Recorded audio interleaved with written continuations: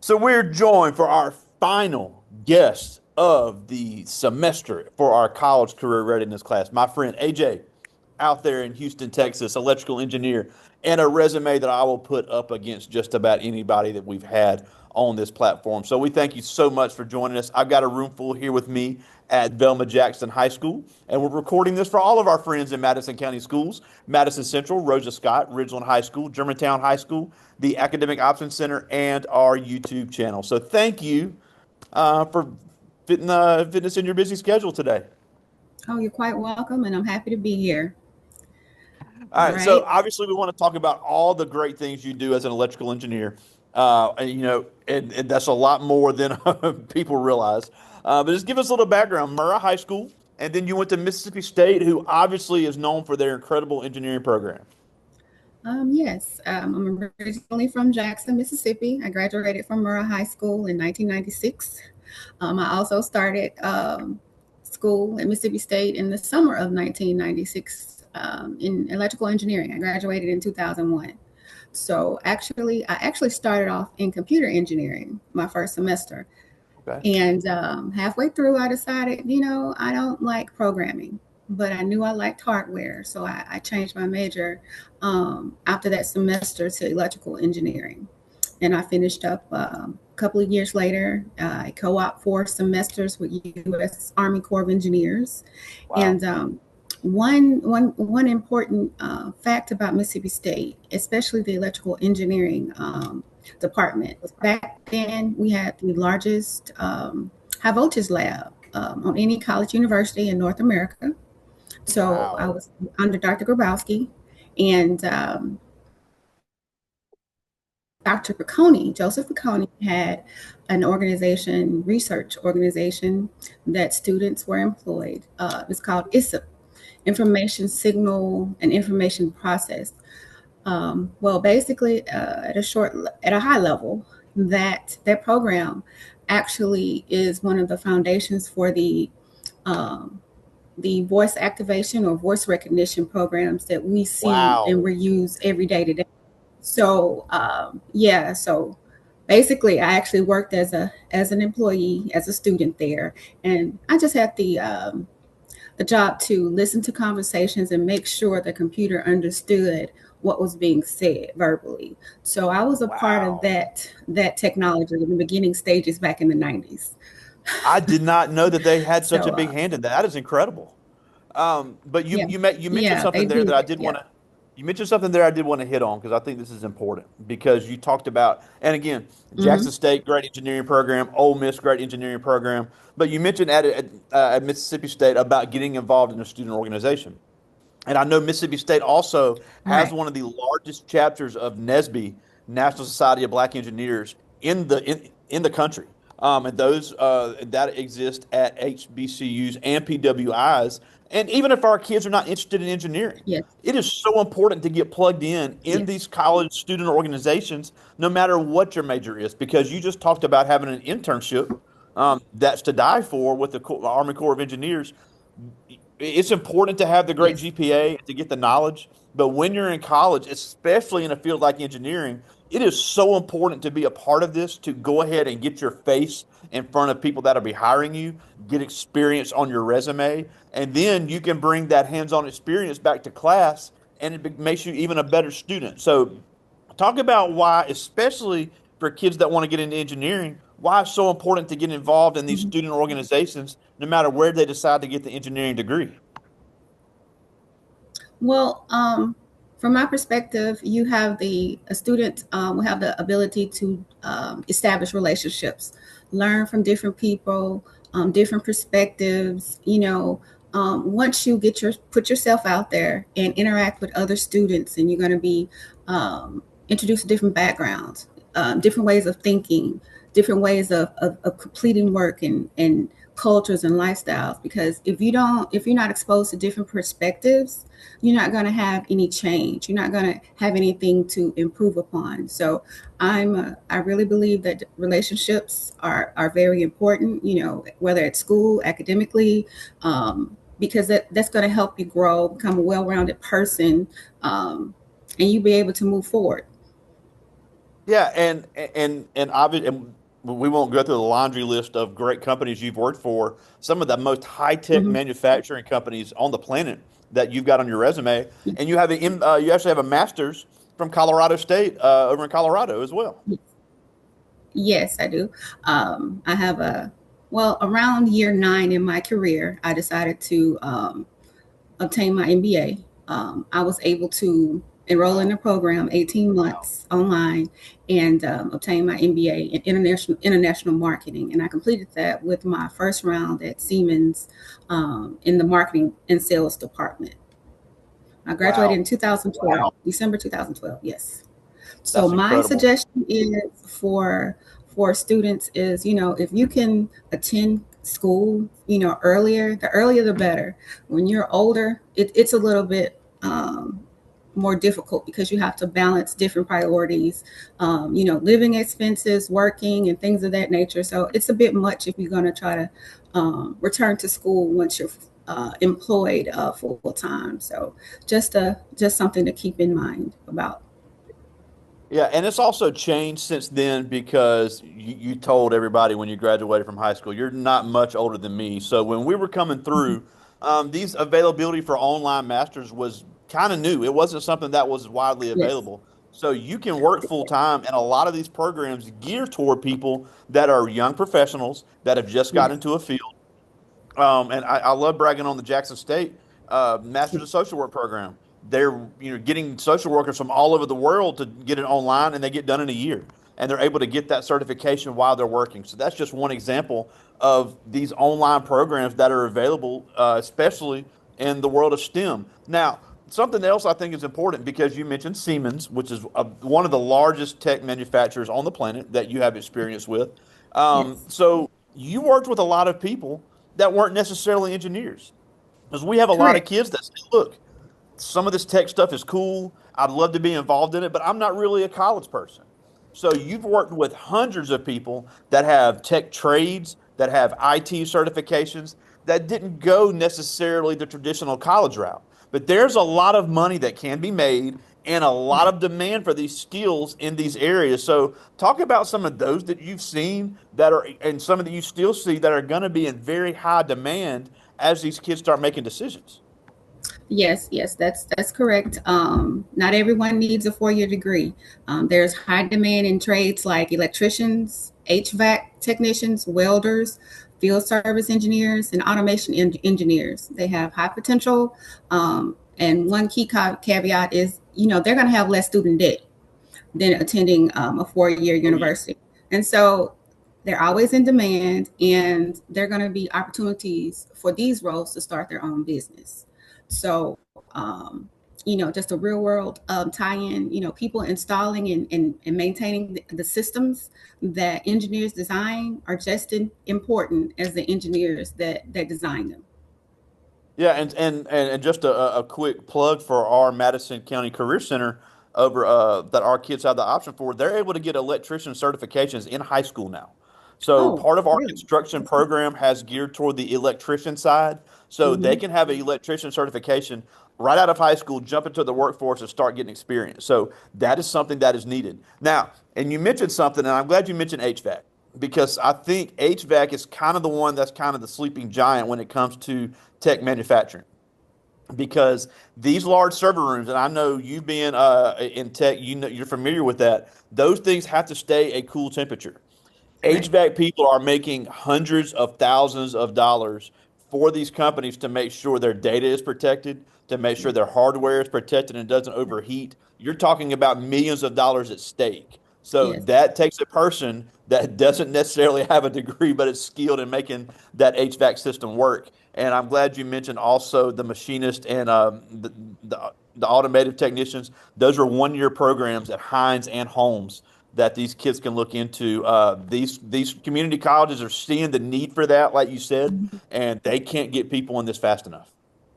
Right. That's exactly right. So there's a need, and I know there might be a little scare out there that AI will replace a lot of jobs, but not these.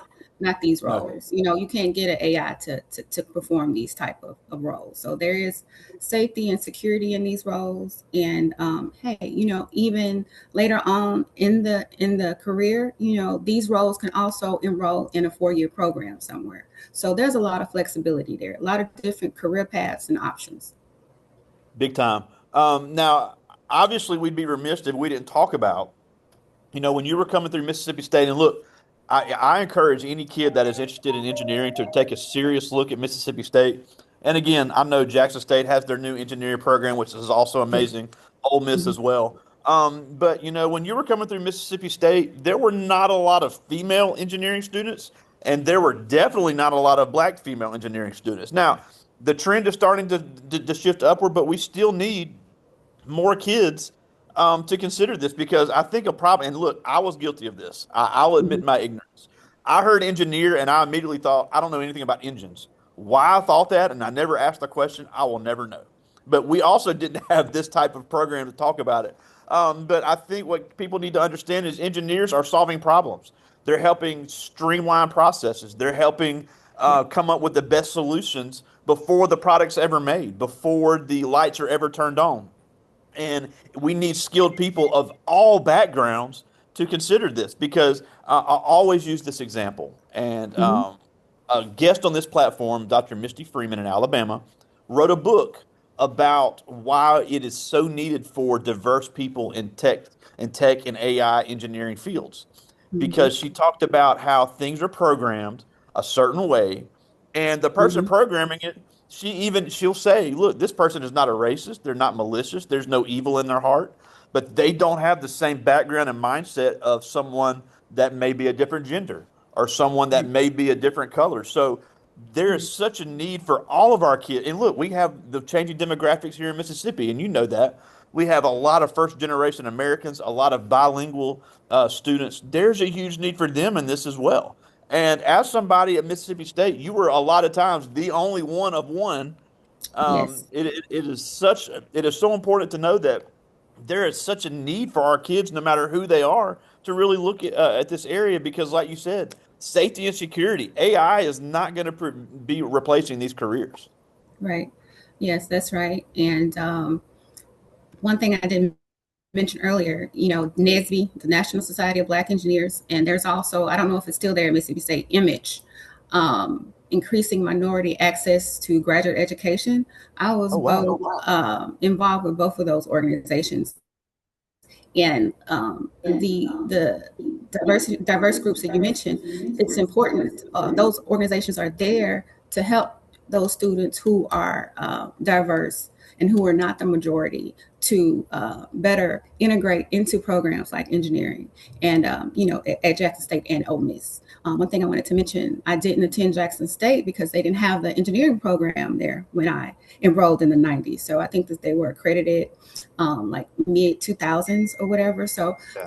you know, there's opportunity for a lot of students to attend an engineering school locally in the Jackson metro area and not, you know, be 2 hours away in Starkville or 2.5 hours in Oxford. So, you know, you have options and you have different opportunities for to help those students, diverse students with existing and established organizations like Yeah, and Image if and I'm not mistaken, and you are correct, because Jackson State is one of the newer programs in the country. right. But if I'm not mistaken, Mississippi College has also just added an electrical engineering program. So that's Oh, I another didn't know. place. If kids wanted a small, Mississippi College big selling point is smaller classes. So if you want to work in a smaller class environment in an electrical engineering program, Mississippi College could also be a great option because I think universities are starting to see and I know as somebody that works with kids coming out of college all the time, universities are starting to see that this is where education needs to focus, and there's never been more opportunity to get into this field than now. And the cool thing about it is it's so transferable. So if you're working in a certain type of discipline or a certain type of company, if you have an engineering degree, a lot of the skills are going to transfer. Right. That's exactly right. And I actually attended school with several students who took their engineering degree and either went to law school or med school. So you Wow. can build on it from that from that path as well. So it just opens up a lot of different doors for you. Like I mentioned, I changed my major my first semester. So a student might get in, a program 2 and 3 years later, and like, okay, this is not for me long term. I need to try something else. And the engineering degree opens up those doors for them. Yeah, and like we said, you could be a chemical engineer or electrical engineer Mhm. at so many different areas. And something that I've learned just from doing this platform, I Yes. didn't realize how many things engineers touch that we use every day that I never thought about. I had a guy told me he was a chemical engineer and he works in actually over there in Houston too now. But he started out as a chemical engineer for a toothpaste Mhm. company. I never thought about that. Yes. Yes. We engineers work pretty much in every industry. Anytime you have a product, we're somewhere behind the scenes. Yeah, Yes. and like you said, you started out on the coding side, and there's a big need for that. But if these kids are like working with their hands and like putting, my man Willie Bates over there, big shout out to him and our engineering academy as well. If you're like the person that likes to be the person that, say, we're going to put this together and make it work as good as possible, this Hmm. could be a great opportunity for you as you start making decisions after high school. Right. I agree. And one thing I want to mention is not a quick process. It's an investment in your future. And as long as you stay focused, you'll be able to complete your goal. But just keep in mind, this is for your long term lifestyle and lifelong lifetime choices. So right now, y'all are at the age where, you should be thinking about what you want to do the rest of your life. Oh, big time. And luckily and I think most people can agree because I've had a few of my high school classmates on here and we always laugh about, and I know Murrah, a great school as well, when we were coming up, this was not something that was really presented to us. It's No. not that we had bad teachers or it was bad schools, it was just not a priority by a lot of Right. these school districts. So these kids are getting a lot of things now that we never got. And I always Agreed. say if I'd have known then what I know now, a lot of things may have been different. Well, I agree with you on that, but it's never too late to also change your career. There you go. I changed careers at 30, so obviously it can be done. So I Hmm. do have a couple questions here. Yes. And I like this first one. This is Donovan Edwards. He's in ninth grade, one of our Hmm. football players. He was out all last week with COVID, but he's back today. So we're glad that he got to be back for this. But he asked, what was your main inspiration to get into electrical engineering as opposed to some of the other engineering degrees offered at Mississippi State? Well, we had junior achievement in my middle school. I'm Okay. take you way back.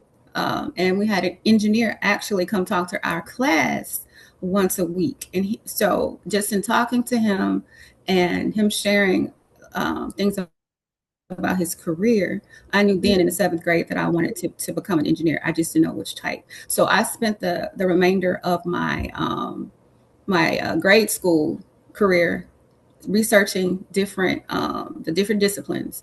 I attended a summer program at Mississippi State in image, and they exposed us. It was a hands-on program, and I decided that I like technology, the transition, the all of the different things that Mississippi State was involved in. Like I mentioned, the voice recognition program and things of that nature. So I That's made so my cool. decision there to become electrical or computer, and then I switched to electrical. So I was basically exposed to it first initially with junior achievement. That's awesome. I like this one. This is Alexander Harris. He's also in ninth grade.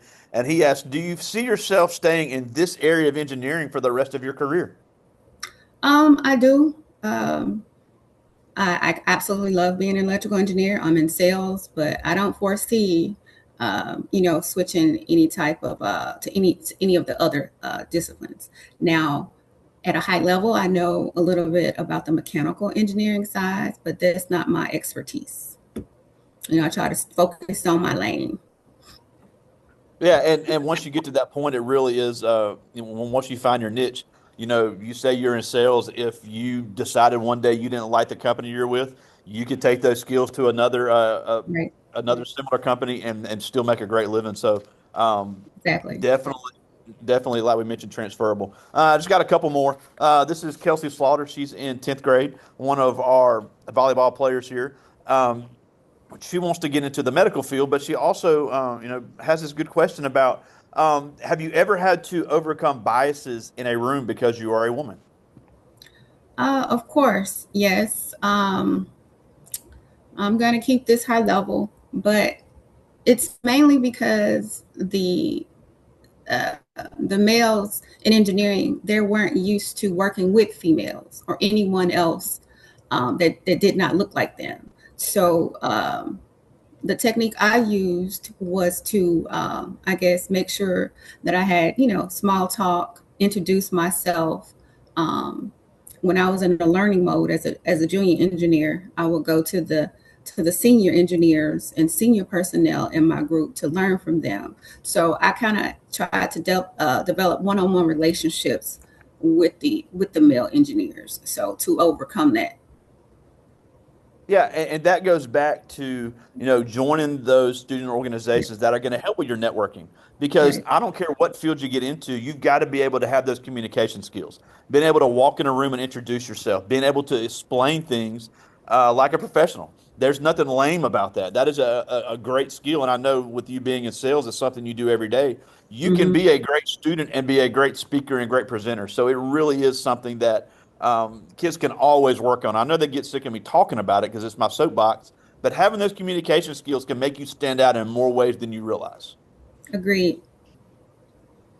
All right, I got one more. This is Jaheim Reed. He's in 10th grade, really interested in getting in the tech space. And Mm-hmm. he asked, you've been in tech and engineering a long time. So how do you keep up with technological advances and technological trends? Um, right now, I just use Google. I research different things. They have professional organizations and professional magazines like IEEE, so that publish upcoming technology, existing technologies, different ways they're planning to solve future problems. So that's the main thing that I use. And one of the benefits when you work for a large Fortune 500 company, they're always keeping up with technology as well and sharing it with the employees. So I guess that's a benefit as well. So I use those two avenues to keep up with technology. Yeah, and you're absolutely right. There's never been more resources to learn some things on your own. And you're right. I used to work for a large Fortune 500 company as well, and they provided us with so much that would at least get us familiar with it. Now they would Yeah, leave it up to us to do the rest, but just being introduced to it, and that's where it sets people apart when they right. become really savvy with it. Now we're almost out of time, and we thank you so much for joining us. And ending our great semester of guests here with this last career cluster. But a couple things before we go, as these kids are starting to make decisions for college or for the military, because we didn't even mention that military training could be a great segue into this field as well. I know you work with several the military veterans that use the military training to get into this field, so that's another great route as well for all of our Yeah. JROTC students. So as these Yeah. kids start making decisions. Go ahead. I'm sorry. Oh, well, I actually worked for Raytheon, which is a government contractor, and actually they employ a lot of former military employees because they're a contract defense company. So that's another avenue for someone to obtain either a tech degree or engineering degree because the United States government will pay for their schooling and education. So yeah, so if you need an additional option or more flexibility, the military is a way to go because you have those large companies, government contractors that hire military or ex-military personnel. Yeah, and like you said, they're making a defense product anyway. And if you've already got Yeah. experience in those systems and know exactly what the Yep. military is going to be looking for, you're going to be awful attractive, whether you have the engineering They degree are. or not, because the military is going to Right. make sure you have the certifications they want for Right. somebody that is going to be working there. So great route to get into this field as well. The military is getting more and more technologically and engineeringly advanced. I just made up a word. Engineering advanced every day for Yes. these kids interested. But but as these kids start making decisions, why do they need to really consider getting into these types of fields? Because not only for the security and the need for it, but just the rewarding aspect of having you have tangible results that you get to see as a person that works in this field. Agreed. I'm always overjoyed when I provide a solution for a customer, and that's a satisfaction that I just enjoy and that I live for. So that keeps me going with my job. But for the future generation that's coming behind me, we need y'all to step up and take over from where we placed input into the electrical and the AI and all of the systems now that are being transformed. So yeah, we need the younger generation to step up and look at these jobs and opportunities in STEM. Big time. Now, There's a the last thing before we shortage. now the last thing before we go, like I've said so many times, some of these kids they say, well, I don't need to worry about this because I'm gonna be a TikToker, I'm gonna be a YouTuber. Well, the richest Black American in the United States right now is the founder of Worldwide Technology, David Stewart. He's worth $10 billion, and he is a tech person. This is where the money is going to be. So Right.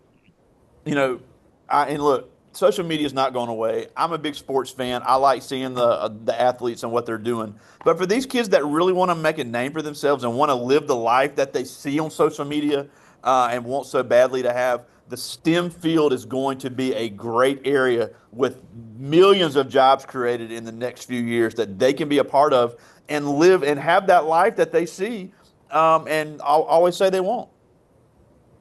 Well, agreed.